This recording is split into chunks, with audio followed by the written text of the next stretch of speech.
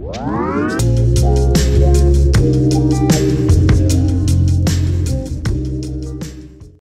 guys, ini adalah kondisi pasar Mardika pasca 1 hari gempa di Kota Ambon.